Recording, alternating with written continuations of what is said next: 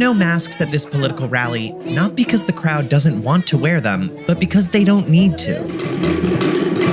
Under Prime Minister Jacinda Ardern's leadership, New Zealand has defeated coronavirus twice with only 25 deaths. A majority of Kiwis think she's the politician that will keep them safe. And Pulavanaka! I'm pleased that I could stand up with the weight of these beautiful flowers. I think what she's achieved over, obviously this year in particular with COVID and all that, I think she's done a great job of what she's been faced with. We feel secure in this country.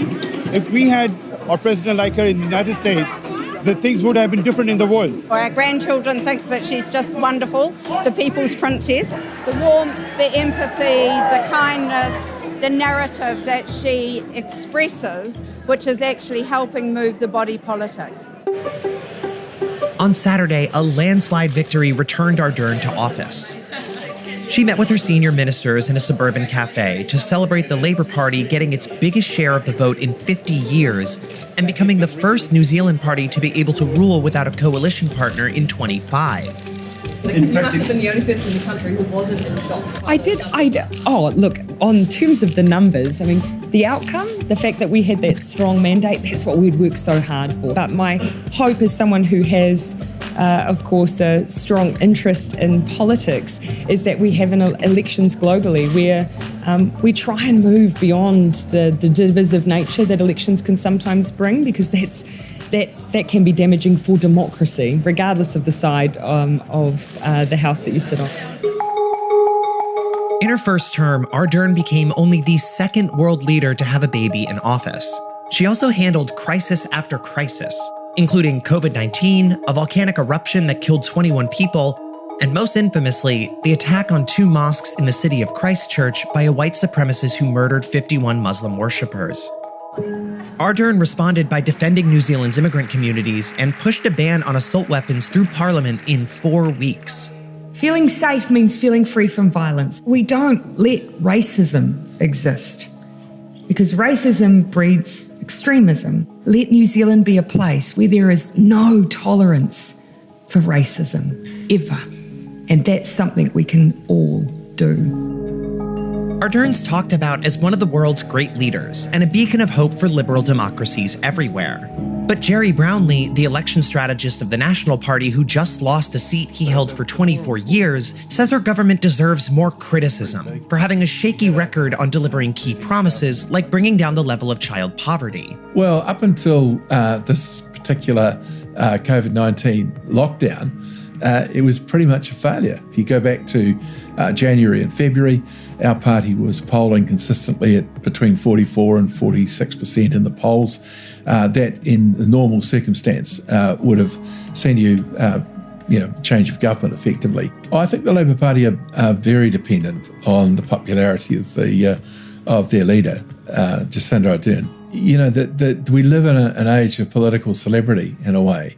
And that, I think, is something that she has managed to capture.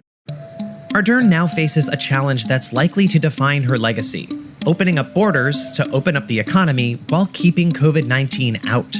And she's not leaning on her fame abroad to help her.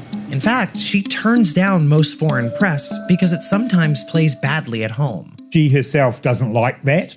And I can understand why, because she sees herself very much as part of a team and part of an approach that the whole country has bought into as well. New Zealand's done relatively well compared to the rest of the world, and we find ourselves at level 1 with society and the economy operating in one of the most open ways of any country on the planet. She's intuitive about, I think, the New Zealand public and about what our values as a country are, and she combines all of that together to be, one of the great leaders of our generation, I think.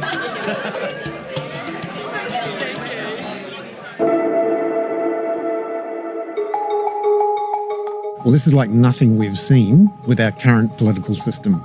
Since the late 90s, we've had a proportional representation system, and the assumption was to be in government, you really needed a couple of partners. And every government since 1996 have had a coalition of 2 or 3 parties. Jacinda Ardern was so dominant and the Labour Party got so much support that they can actually run the country themselves.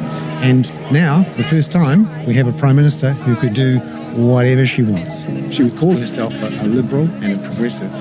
But actually, when you scratch the surface, she is very much in the mould of a centrist politician, more of a Tony Blair or a Bill Clinton than a Bernie Sanders or a Jeremy Corbyn. She is authentic in how she connects with people.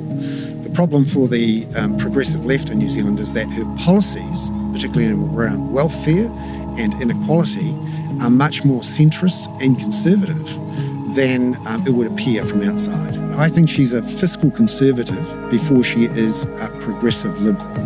And for New Zealanders, that will be a tough thing to realise, particularly those New Zealanders who voted for her the first time.